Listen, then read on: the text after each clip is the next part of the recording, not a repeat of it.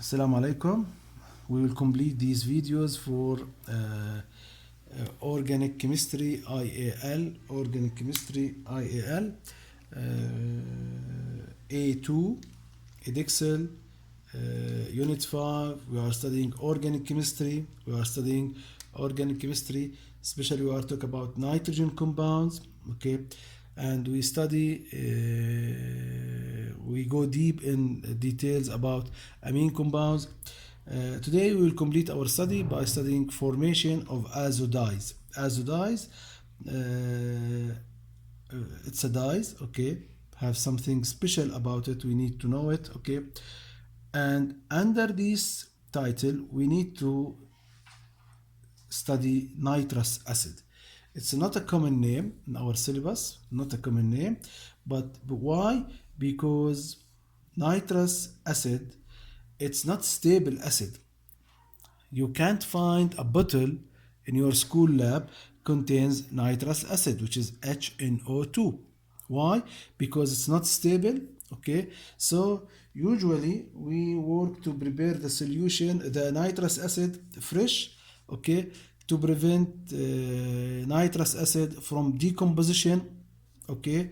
It should be prepared fresh, okay, and within reaction, and the reaction mixture or reactant should mixed with ice, okay. So with nitrous acid, I want from you to keep two things in your mind.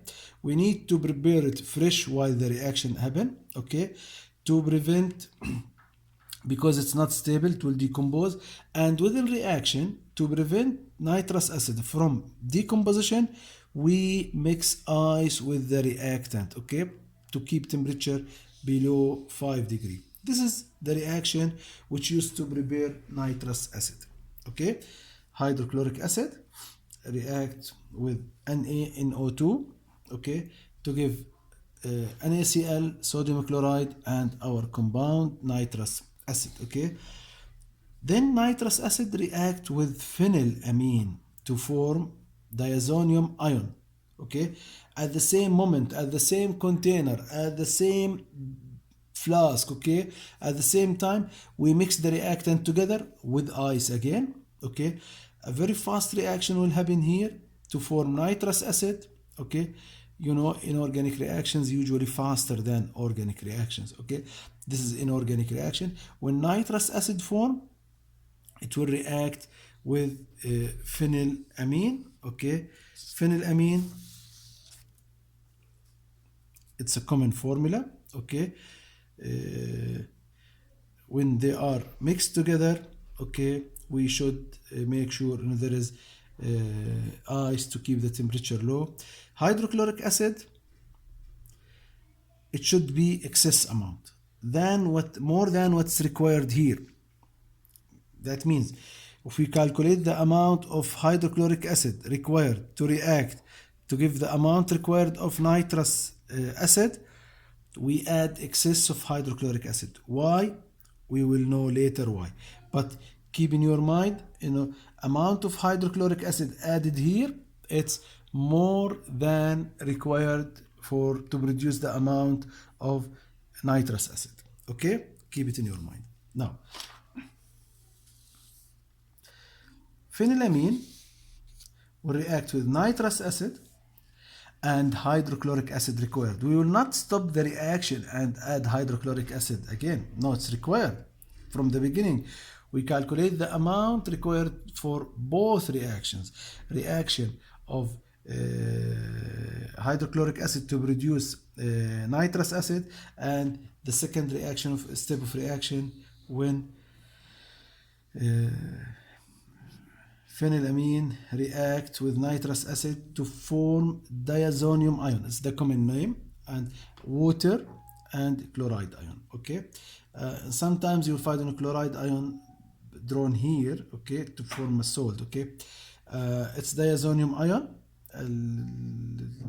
common name, it's called benzene diazonium ion, because we have benzene group here and diazonium ion, okay. Reaction temperature should be lower than 5 degrees, okay. So ice used to mix with reactant to keep temperature in all reaction time less than 5 degrees. If if temperature above than 5 degrees, another reaction will occur to give phenol. Okay, we will not get the diazonium ion. Okay, phenol will form. Okay, that's what will happen. If temperature higher than 5 degrees, we will get phenol. Phenol, it's one of our reactants. It's required later. Okay, we will add phenol later, but we don't want phenyl here to give phenol. We need diazonium ion. Okay, now if temperature become higher than 5 degrees, what will happen?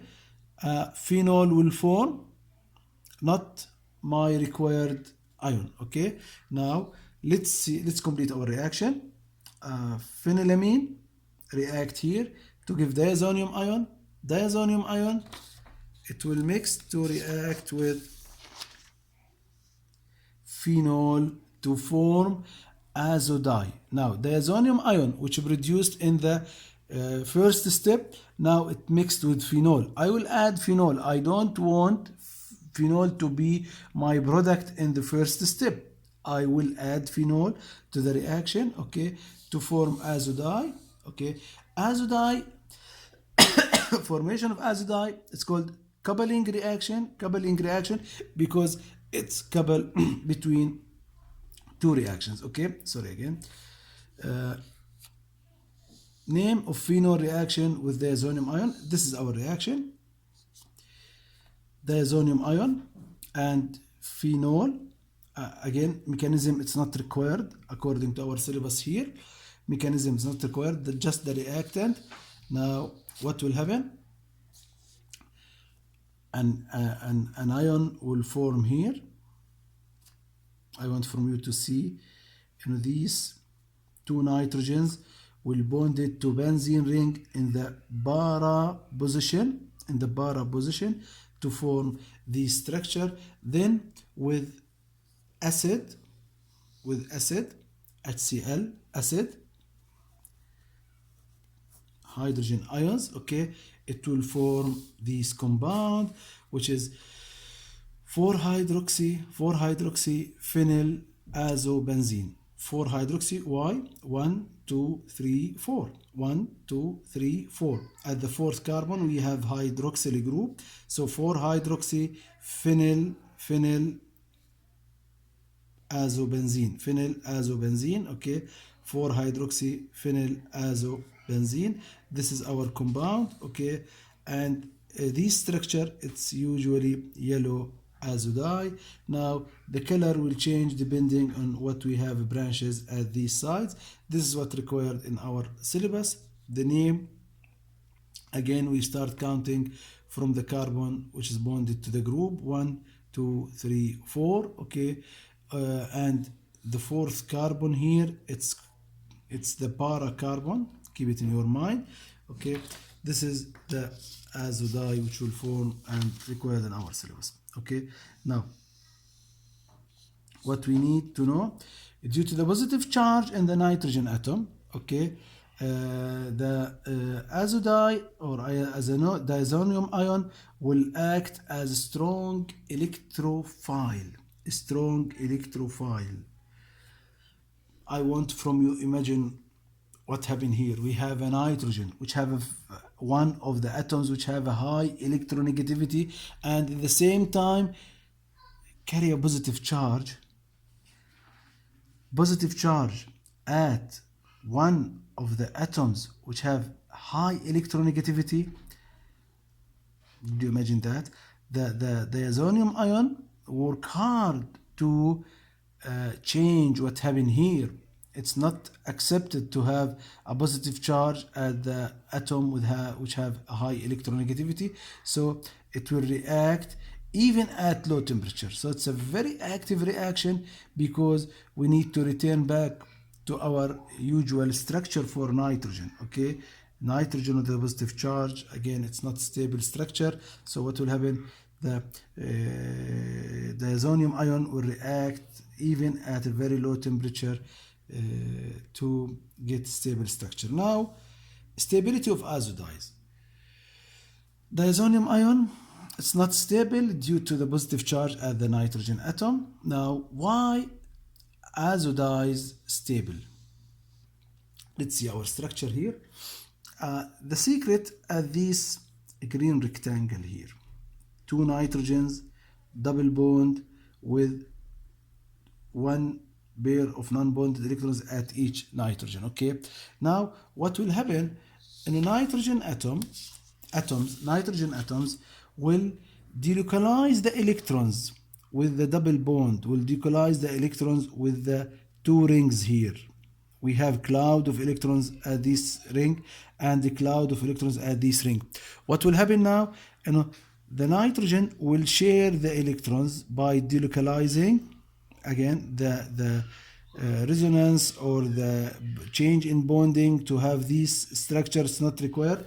But in our syllabus, we need to know, these high nitrogen and this nitrogen with the double bond and these two non-bonded electrons, the electrons will share, okay? So due to the delocalization of the double bond and non-bonded electrons, what will happen?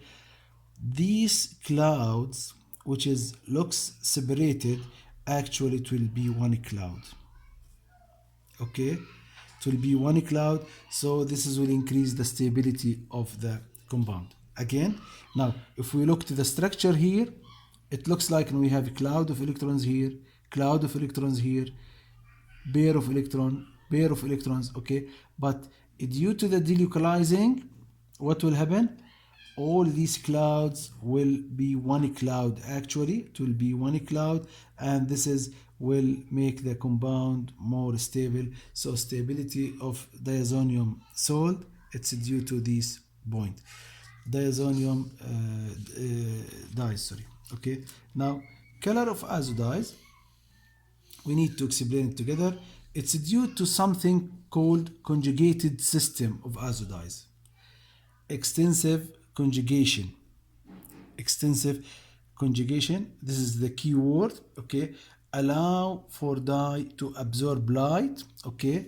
Here I want from you to know in wavelength equal energy and light, okay? Different wavelength, that means different energy and different color, okay? So the compound will be colored due to the absorption of light, okay? Light, that means energy, due to the absorption of energy, which equal fixed wavelength, okay? That means a fixed color, so the compound will be colored due to this absorption. I want from you to recall how the color form in transition metals when we study the transition metals and the complementary color, okay? Now, conjugation system. Conjugation, what do you mean by conjugation? It's when the compound have alternative double and single bond. This is what will happen in azo dyes. Double bond, single bond, double bond, single bond, double bond, single bond, double bond, single bond, double bond, and if you continue, you will find the same order, okay? This is called conjugated system. Conjugated system, it's when the compound show alternating of double and single bonds, okay? This is what will happen in azo dyes, okay? Due to this conjugated system. Now, how this will affect, it's not required in our syllabus, okay? You may face one of the questions in old past papers because it was required, but in our syllabus, how the conjugated system or the conjugation of the double and single bonds, this alternative structure will help in forming colored compound. It's not required, just as a keyword. Why azo dyes form a colored compound? Due to the extensive conjugation of the compound structure, okay? And as example of the uses of azo dyes, it's methyl orange. Do you remember this name? Yes, it's one of the common indicators which used in our study, okay? It's acid-base indicator, and it's a very stable compound, its color will not fade even in the acidic condition or basic condition. It gives the colors. Now its structure required. This is the structure of methyl orange structure. Okay, I want from you to memorize the structure of methyl orange. Here we will stop our studying for nitrogen compounds. Okay, and we will continue in next video inshallah. Assalamu alaikum.